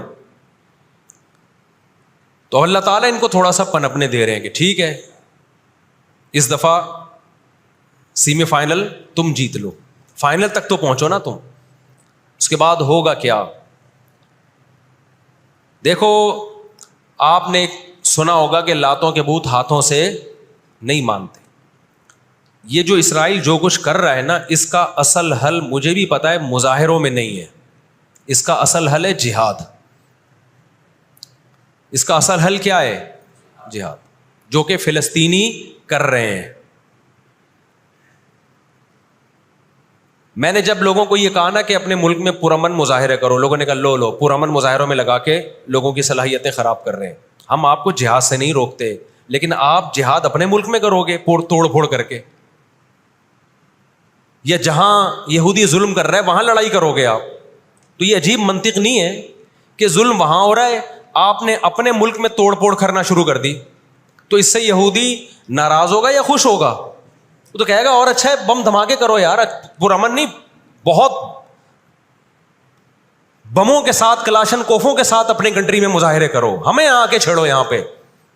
ہم جہاد کے منکر نہیں ہیں, آپ سے زیادہ الحمدللہ جہاد کو مانتے ہیں. لیکن آپ اگر یو کے میں, کینیڈا میں, پاکستان میں, سعودی عرب میں توڑ پھوڑ والے مظاہرے شروع کر دو گے, چاہے غیر مسلم کنٹریز میں بھی, خدا کی قسم اس سے اسرائیل کو جوں بھی نہیں رہیں گی. تو اس وقت آپ جوش سے زیادہ ہوش سے کام لیں. جوشیلی تقریریں کرنے والے بہت ہیں مارکیٹ میں, ابھی نعرے بھی یہاں لگ رہے ہیں, ہم یہ کر دیں گے, ہم وہ کر دیں گے. ان سے پوچھو کیسے کرو گے, شام کو گھر پہ جا کے گٹکا کھا کے سو جاتے ہیں وہ. جوشیلی تقریریں کرنے والے, میں مانتا ہوں جہاد ہی ہوگا, لیکن ہوگا کس سرزمین پہ؟ جہاں یہودی لڑ رہا ہے وہیں لڑا جائے گا. میدان جنگ متعین کیا جاتا ہے لڑائی کے لیے. یہ نہیں ہوتا کہ آپ میدان جنگ میں نہیں جا سکتے تو جو میدان جنگ نہیں ہے اس کو میدان جنگ بنا دو. ایسا دنیا میں کبھی بھی نہیں ہوتا. یہ تو وہ جون پور کے قاضی والا قصہ ہو جائے گا کہ وہ سولی پہ لٹکایا ایک شخص کو, اس کی گردن موٹی تھی, وہ پھندے میں آ نہیں رہی تھی. انہوں نے کہا اس کی گردن چونکہ پھندے میں آ نہیں رہی ہے تو اس کی چونکہ آ رہی ہے اس کو لٹکا دو آپ. وہ کہے گا میری آ رہی ہے لیکن میرا قصور کیا ہے؟ تو یہ عجیب قسم کا جہاد ہے. آپ اپنے ملکوں میں, یو کے, کینیڈا میں آپ نے اگر توڑ پھوڑ کرنا شروع کر دی, وہ چھوڑے گا تھوڑی کینیڈا آپ کو. یو کے, امریکہ میں آپ نے اگر توڑ پھوڑ شروع کر دی, وہ چھوڑے گا تھوڑی. آپ کی اوقات کتنی ہے؟ لڑائی کے لیے سب سے پہلے میدان جنگ کا تعین ضروری ہے کہ لڑائی ان کی مرضی سے نہیں ہوگی. کہاں کہ وہ جہاں چاہ رہے ہیں, لڑائی ہماری مرضی سے ہوگی. ہم جہاں کہیں گے وہاں لڑائی ہوگی. میں سمجھا پا رہا ہوں اپنی بات؟ تو علاج, بہت سے لوگوں نے جہاد کا انکار کر دیا, یہ بھی غلو ہے. اور بہت سے لوگوں نے ہر جگہ کو میدان جنگ بنانے کے چکر میں ہیں. یہ ایک طرف کی انتہا ہے. آج دنیا نے ان کو نہتا چھوڑ دیا ہے, فلسطینیوں کو, لیکن وہ ڈٹے ہوئے ہیں. آپ ان کی مدد کر سکتے ہو جہاد کے ذریعے, ضرور کرو. کس نے منع کیا ہے آپ کو؟ اور اگر آپ ان کے ساتھ مل کے جہاد نہیں کر سکتے, نہیں جا سکتے وہاں پہ, تو آپ پھر ان کو جو سپورٹ کر سکتے ہو, ہم راشن پانی پہنچا سکتے ہو تو وہ پہنچاؤ. میں نے پاکٹ ویلفیئر ٹرسٹ کا نام لیا نا, اس میں بھی لوگوں نے اعتراض کیا, لو بھائی ان کو راشن کی ضرورت تھوڑی ہے, ہمیں پتہ ہے راشن سے کام نہیں چلے گا. لیکن جو جہاد ہوگا تو وہاں جا کے ہوگا. یہاں بم پھاڑنا شروع کر دیے, اس سے اسرائیل کی صحت پہ کوئی فرق نہیں پڑے گا. اسرائیل پہلے ہی ان کی سازشوں سے لیبیا تباہ ہو چکا ہے. ایک مضبوط ریاست تھی, عراق کا بیڑا غرق کر دیا. اب وہ چاہتا ہے سعودی عرب کا بھی بیڑا غرق ہو, وہ چاہتا ہے پاکستان کا بھی بیڑا غرق ہو. تو ان بیڑا غرق ہونے سے جو آپ کی ٹوٹی پھوٹی رہی صحیح لنگڑی لولی حکومتیں, ان کی بھی ایسی کی تیسی ہو جائے گی. اور فلسطینی بھی نہیں چاہتے ہیں کہ دوسرے ملکوں میں لڑو, وہ کہتے ہیں لڑنا ہے تو ہمارے پاس آؤ.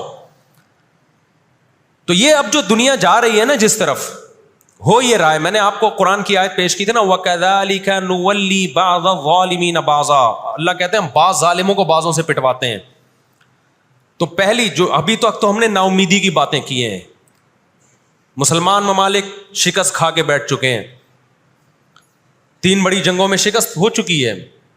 اس کے بعد اب کسی مسلم کنٹری میں اسرائیل پر چڑھائی کی طاقت نہیں ہے. ان کو پتہ ہے پیچھے امریکہ بیٹھا ہوا ہے, پورا یورپ. رشیا نے یوکرائن جیسے اتنے سے کنٹری پہ حملہ کیا. آپ نقشے میں دیکھیں, یوکرائن اتنا سا ہے, رشیا کیا ہے, یوں اگر وہ پاؤں بھی رکھ دینا تو کچل دے. لیکن جیت گیا کیا وہ جنگ؟ بولتے کیوں نہیں؟ کیوں؟ یوکرائن اتنا سا ہے مگر اس کے پیچھے کون ہے؟ پورا یورپ ہے. پورا یورپ اس کے پیچھے. یہ جنگ طول پکڑتی جا رہی ہے. رشیا اب تک یوکرائن کو کنٹرول میں نہیں لے سکتا. اور مجھے تو ایسا لگتا ہے, میں کوئی یقینی رپورٹ نہیں ہے, شاید اس جنگ کے پیچھے بھی اسرائیل کی سازش ہو. ان کو پتا تھا کہ ایک ہمارا دشمن ہے سوویت یونین, روس. جب 1956 میں جنگ ہوئی ہے نا, برطانیہ, فرانس اور اسرائیل نے مل کے حملہ کیا تھا مصر پہ, تو دھمکی کس نے دی تھی؟ روس کی دھمکی سے پیچھے ہٹے. روس نے کہا تھا نیوکلیئر اٹیک کروں گا میں, تو پیچھے ہٹ گئے. روس مسلمانوں کی خیر خواہی میں نہیں کر رہا تھا. روس کو یہ تھا کہ جب دنیا کا باپ میں بننا چاہتا ہوں تو تم دنیا کے باپ بننے کی کوشش کیوں کر رہے ہو؟ اگر یہ باپ بن گئے تو اس کو پتا تھا ہماری چودراہٹ ختم ہو جائے گی. تو اللہ ایک ظالم کو دوسرے ظالم سے پٹواتے ہیں. تو آج بھی رشیا, چائنا, وہ اسرائیل کے حق میں نہیں ہے. عین ممکن ہے اللہ مظلوموں کی آواز سے ایسے حالات پیدا کر دے کہ اس جنگ میں براہ راست کون کود پڑے؟ سوویت یونین کود پڑے. اور اگر سوویت یونین اس جنگ میں کود پڑا, جس کے پورے چانس لگ رہے ہیں, تو پھر یہ تیسری جنگ عظیم کی طرف معاملہ جائے گا، اور اس کے ذمہ دار مسلمان یا فلسطین نہیں ہوں گے، اس کے ذمہ دار ناجائز اسرائیل ہے جس نے ناجائز قبضہ فلسطین پہ کیا ہے۔ اور پھر دنیا میں جو تباہی ہوگی نا، تباہی ہوگی وہ میرے اور آپ کے تصور سے بھی زیادہ ہے، کیونکہ اب تلواروں سے یا صرف ہوائی جہازوں سے جنگ نہیں ہوتی، اب سب کے پاس نیوکلیئر ہتھیار ہیں، اب ایٹم بم چلیں گے۔ آج اگر دنیا انسانیت پہ رحم کھانا چاہتی ہے، آج اگر امریکہ، برطانیہ، جرمنی، فرانس جو دنیا کے لیڈر کہلائے جاتے ہیں، آج اگر یہ چاہتے ہیں کہ انسانیت کو تباہی سے بچائیں تو ان کو فلسطینیوں کا ہاتھ نہیں روکنا، ان کو کس کا ہاتھ روکنا ہے؟ جو اصل ظالم ہے نا یہودی، اس کا ہاتھ روکنا ہے۔ فلسطینیوں کے پاس اپنے دفاع کا پورا پورا اخلاقی حق بھی ہے، مذہبی حق بھی ہے، قانونی حق بھی ہے۔ تو آج اگر یہ اسرائیل کا ہاتھ زبردستی روک لیتے ہیں تو دنیا بڑی تباہی سے بچ جائے گی، اور اگر یہ دنیا اسرائیل کا ہاتھ نہیں روکتی اور اس جنگ کو بند کرنے کی کوشش نہیں کرتی تو بھائی جو تیسری جنگ کی طرف معاملات جا رہے ہیں اس کے ذمہ دار یہ لوگ ہوں گے جو دنیا میں تہذیب کے ٹھیکیدار ہیں۔ یہاں تک بات سمجھ میں آ گئی کہ نہیں آ گئی؟ دوسری بات، ہمیں قرآن و سنت میں اس بارے میں کیا ہدایات ملتی ہیں؟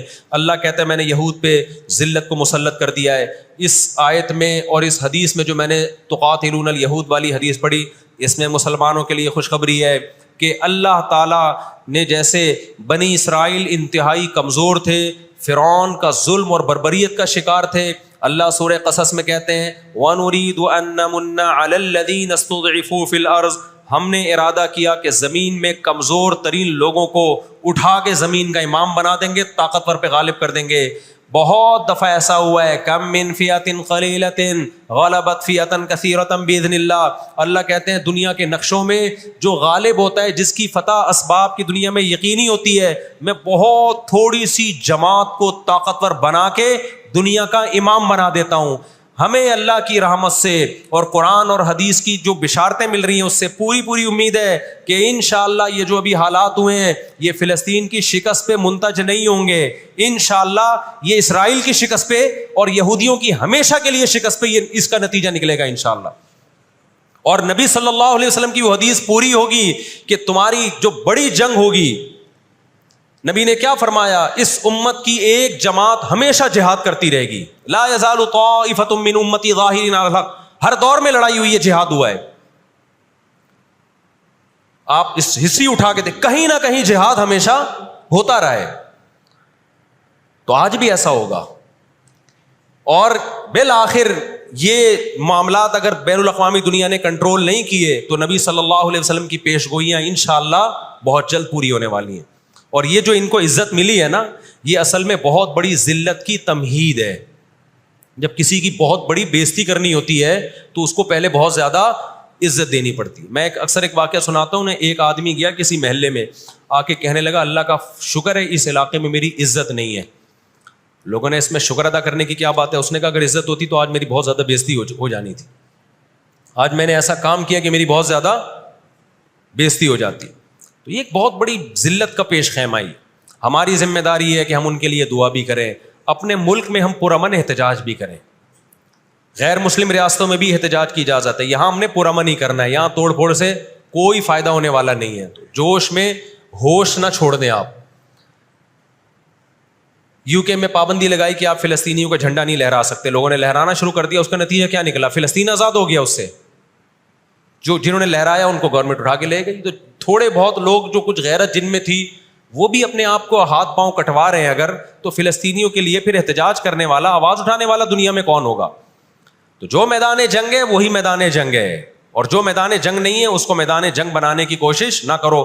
یہودی چاہتا ہے پوری دنیا میدان جنگ بن جائے، اسرائیل میں امن ہو جائے تاکہ میں بادشاہی کروں دنیا پہ۔ ہم چاہتے ہیں نہ، جو میدان جنگ آپ نے جس جگہ کو رکھا ہے ہم جنگ وہاں سے ہٹنے نہیں دیں گے، وہیں میدان جنگ ہوگا، وہی جگہ میدان جنگ بنے گی۔ اور آپ نے اپنی حکومتوں پہ دباؤ ڈالنا ہے، حکومتوں پہ پریشر۔ دیکھو اردن میں جب احتجاج ہوا ہے، اردن کا بادشاہ نے آ کے اسرائیل کے خلاف بیان دیا ہے۔ لوگ سمجھتے ہیں ان احتجاجوں سے کیا ہوگا، ان پرامن مظاہروں سے کیا ہوگا؟ ایسا نہیں ہے، ان پرامن مظاہروں سے حکومتوں پہ دباؤ پڑتا ہے۔ آپ جو کر سکتے ہیں وہ تو کریں نا، آپ جو کر سکتے ہیں وہ تو کریں۔